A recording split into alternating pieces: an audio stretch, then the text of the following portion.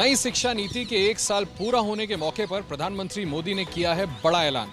प्रधानमंत्री ने कहा कि प्ले स्कूल्स के कॉन्सेप्ट पर पूरे देश भर के गांव-गांव में विद्या प्रवेश कार्यक्रम के माध्यम से प्ले स्कूल्स खोले जाएंगे।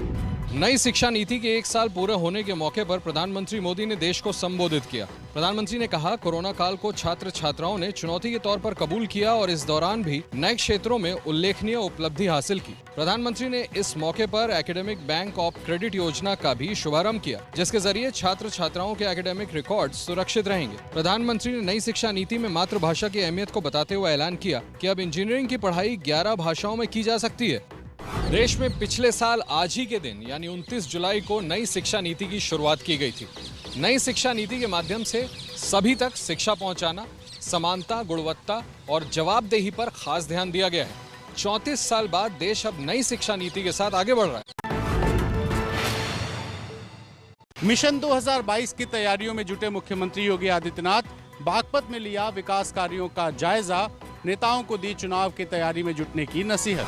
कोरोना की तीसरी लहर के दस्तक की आशंका के बीच आज सीएम योगी बागपत पहुंचे, जहां सीएम ने बागपत में कोविड अस्पताल का निरीक्षण किया। इसके बाद सीएम बागपत के सिसाना गांव पहुंचे, विकास कार्यों का जायजा लिया।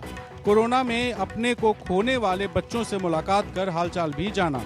सीएम ने कहा कि अब बागपत इंद्रप्रस्थ से बेहतर है। बागपत ने वास्तव में वह स्थान हासिल किया है पिछले 4 से 7 वर्ष के दौरान कि इंद्रप्रस्थ इसके सामने मात खड़ा है। इसी भागदौड़ और ताबड़तोड़ कार्यक्रमों के बीच मुख्यमंत्री ने बीजेपी पदाधिकारियों की बैठक ली। सीएम ने बीजेपी कार्यकर्ताओं को एकजुट करने और पार्टी को बूथ लेवल तक मजबूत करने की बात कही। चुनावी माहौल में कैप्टन सरकार के खिलाफ कर्मचारी संगठनों ने खोला मोर्चा। भत्ता पेंशन के अलावा लंबित मांगों को लेकर पटियाला में किया प्रदर्शन। बंडाल में उमड़ा ये हुजूम पंजाब की कैप्टन सरकार के लिए परेशानी का सबब बन सकता है। हाथ में बैनर तख्ती लेकर 16 कर्मचारी संगठनों ने कैप्टन सरकार के खिलाफ नारेबाजी की। तस्वीरें सीएम अमरिंदर सिंह के विधानसभा क्षेत्र पटियाला की हैं, जहां कर्मचारियों ने एकजुटता का प्रदर्शन करते हुए कैप्टन सरकार के खिलाफ धरना दिया। प्रदर्शनकारियों की मांग जायज भत्ते, पेंशन और पक्का करने की है। अब जरा ये लुधियाना की तस्वीरें देखिए, जहां आशा वर्कर एक बार फिर सैलरी में बढ़ोतरी की मांग को लेकर सड़क पर उतरी। पंजाब में अगले साल विधानसभा चुनाव होने हैं और चुनाव से पहले कैप्टन के खिलाफ कभी पार्टी के अंदर तो कभी सड़क पर रोष देखने को मिल रहा है। ऐसे में चुनाव से पहले कैप्टन को जीत के लिए कोई पुख्ता रणनीति बनाने की जरूरत पड़ सकती है। बिहार के पटना में वार्ड सचिवों पर पुलिस का लाठीचार्ज। बकाया सैलरी की मांग को लेकर सड़क पर प्रदर्शन कर रहे थे वार्ड सचिव। पुलिस की लाठी से बचते बचाते लोग इधर उधर भाग रहे हैं। सड़क पर अफरा तफरी मची हुई है। तस्वीरें पटना के जेपी गोलंबर की है, जहां बिहार के राज्य सचिव बकाया सैलरी और उचित सैलरी की मांग को लेकर विधानसभा का घेराव करने पहुंचे थे। गांधी मैदान में सैकड़ों की संख्या में जुटे वार्ड सचिवों ने जमकर प्रदर्शन किया और सरकार के खिलाफ जमकर नारेबाजी की। प्रदर्शनकारियों का काफिला आगे बढ़ा, लेकिन पुलिस ने इजाजत नहीं होने के कारण प्रदर्शनकारियों को जेपी गोलंबर पर ही रोक लिया। लेकिन प्रदर्शनकारी पुलिस बैरिकेडिंग को तोड़कर आगे बढ़ने की कोशिश कर रहे थे। ऐसे में पुलिस को मजबूरन लाठी का सहारा लेना पड़ा।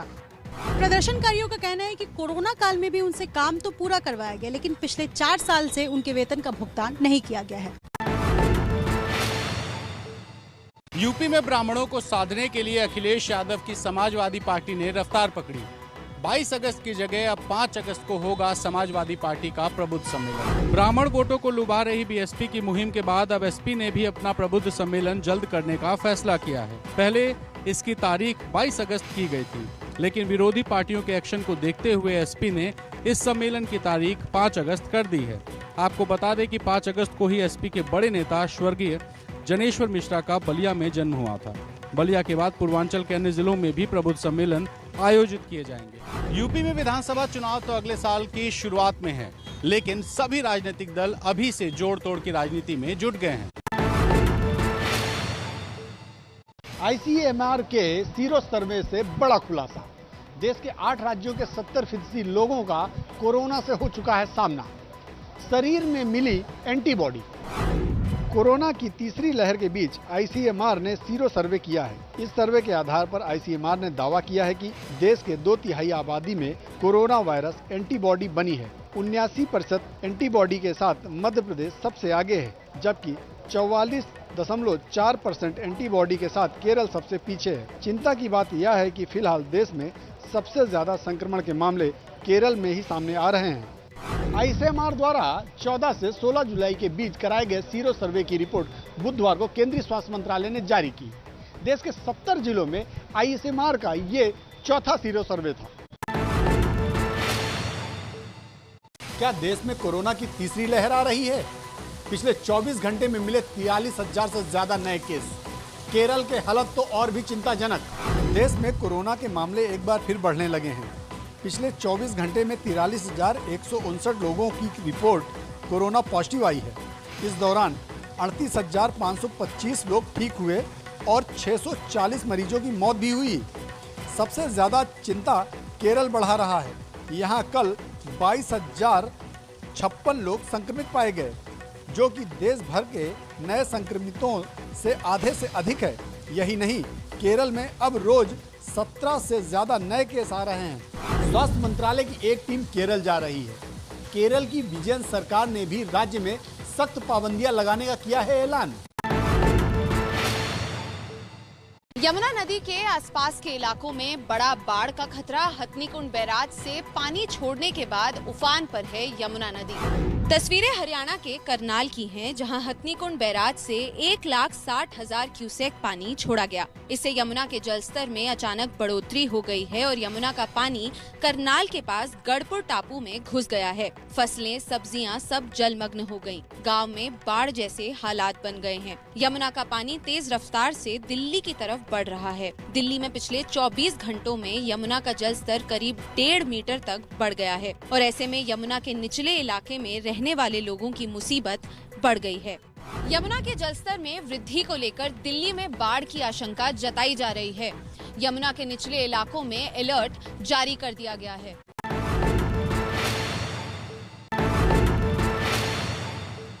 हमारे साथ हैं जीपी सिंह, डीजीपी स्पेशल और लॉ एंड ऑर्डर हैं। ये बताइए कि इस समय क्या स्थिति है, एफआईआर दर्ज की है, उसकी क्या सारे मायने हैं? 26 तारीख को यहाँ पर एक इंसिडेंट हुआ था, जिसमें कि लोकल फॉरेस्ट डिपार्टमेंट ने एक आसाम पुलिस को रिक्वेजिशन दिया था कि जो इनर लाइन रिजर्व फॉरेस्ट है कछार डिस्ट्रिक्ट का आसाम का, उसमें कुछ इंक्रोचमेंट हुआ है मिज़ोरम की तरफ से। उसमें फॉरेस्ट की एक टीम गई थी। उस फॉरेस्ट की टीम के साथ यहाँ के डिप्टी कमिश्नर और डीएफओ गए थे। उनके प्रोटेक्शन के लिए एक आसाम पुलिस की टीम साथ गई थी। चूँकि उस समय पर यहाँ पर एक आईजी भी कैंप कर रहे थे कछार में, आईजी साहब भी साथ गए थे। जब वो टीम एक पर्टिकुलर जगह पे पहुंची तो उसमें काफ़ी वहाँ पे इस एनक्रोचमेंट को लेके चर्चा हुई। उस चर्चा के बाद मिज़ोरम पुलिस ने ये माना कि वहाँ पे एनक्रोचमेंट हुआ है और वो उस कैंप को वहाँ से विड्रॉ कर लेंगे। एसपी साहब को एक फ़ोन आया। उस फ़ोन के बाद वो वहाँ से क्वाइटली चले गए और उनके जाने के आधा पौन मिनट के बाद उस जगह पर जहाँ पर कि एक IG, deputy district magistrate, DIG, DFO सब बैठे थे आसाम पुलिस के साथ, वहाँ पर धारासार एलएमजी का फायरिंग शुरू हो गया। ये फायरिंग लगभग 25 से 30 मिनट चला। एमपी में नेशनल शूटर की सड़क दुर्घटना में मौत। प्रतियोगिता में हिस्सा लेने जाते वक्त हुआ यह हादसा। मध्य प्रदेश के धार में सड़क हादसे में एक नेशनल लेवल खिलाड़ी की मौत हो गई। नमन पालीवाल नाम का खिलाड़ी अपने साथी खिलाड़ी के साथ नेशनल कंपटीशन में हिस्सा लेने जा रहा था। तभी धार के 4 लेन हाईवे पर नमन की कार का बैलेंस बिगड़ गया और हादसा हुआ। हादसे में नमन पालीवाल की मौके पर ही मौत हो गई, तो वहीं नमन की साथी महिला शूटर गंभीर रूप से घायल है, जिन्हें इंदौर के जिला अस्पताल में भर्ती करवाया गया है। बताया जा रहा है कि दोनों खिलाड़ी राजस्थान के सीकर में नेशनल शूटिंग कॉम्पिटिशन में हिस्सा लेने जा रहे थे। बिहार के गया में एक शख्स का हैरत अंगेज कारनामा। हाथ के बल उल्टा होकर उतरी सीढ़ियां। इंडिया बुक ऑफ रिकॉर्ड्स में दर्ज हुआ कारनामा।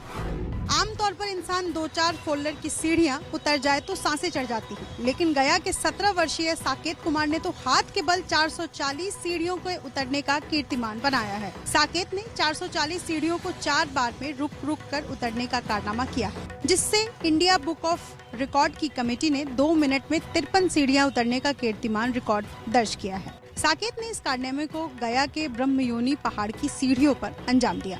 इंडिया बुक ऑफ रिकॉर्ड्स में नाम दर्ज होने से साकेत काफी खुश है। रिकॉर्ड कमेटी की तरफ से साकेत को प्रोत्साहन राशि, मेडल और सर्टिफिकेट भी दिया गया है। पेगासस कथित जासूसी मुद्दे पर संसद में आज एक बार फिर जमकर हुआ हंगामा। स्पीकर और विपक्षी नेताओं के बीच तीखी बहस भी हुई, जिसके बाद स्पीकर ने विपक्षी नेताओं को कड़ी कार्रवाई की चेतावनी भी दी। क्या आप कल की घटना इस संसदीय गरिमा के अनुरूप मानते हैं? क्या इसे न्यायोचित मानते हैं? हम इसको लोकतंत्र का मंदिर मानते हैं और हम सबकी ये विश्वास भरोसा रहता है कि आसन सबके साथ न्याय करेगा, सबके साथ निष्पक्ष रहेगा। पेगासस जासूसी, कृषि कानूनों और दूसरे मुद्दों को लेकर संसद में विपक्षी सांसद हंगामा और नारेबाजी करते रहे। लोकसभा और राज्यसभा दोनों सदनों की कार्रवाई कई बार स्थगित हुई। मॉनसून सत्र में अब तक कुछ घंटे ही काम हो पाया है। सदन में रोजाना हंगामा हो रहा है, जिसकी वजह से सदन की कार्रवाई स्थगित हो रही है। बाढ़ से सड़क पर बह गई गाड़ियां। देखिए कैसे हाहाकार मचाता सैलाब अपने साथ पूरी की पूरी गाड़ी बहा ले गया। तस्वीरें इटली में लेक कोमो के पास बसे ब्रिएनो इलाके की हैं, जहां भारी बाढ़ के बाद अचानक आए पानी ने तबाही मचा दी। पानी का बहाव इतना तेज था कि रास्ते में आने वाले घर टूट गए। कई लोगों को निकाला जा चुका है, वहीं कई लोग अब भी इस स्थिति से निकलने की कोशिशें कर रहे हैं। अब देखिए स्वीडन की ये तस्वीरें। यहाँ भी खराब मौसम के बीच इस तरह सड़क के पास बिजली गिरी। बिजली गिरने की घटना कामर में लगे कैमरे में रिकॉर्ड हो गई। इस बार चीन में बारिश का 50 साल का रिकॉर्ड टूटा है, तो ब्रिटेन भी खराब मौसम से जूझ रहा है। यूरोप के कई देशों में बारिश से बुरा हाल है।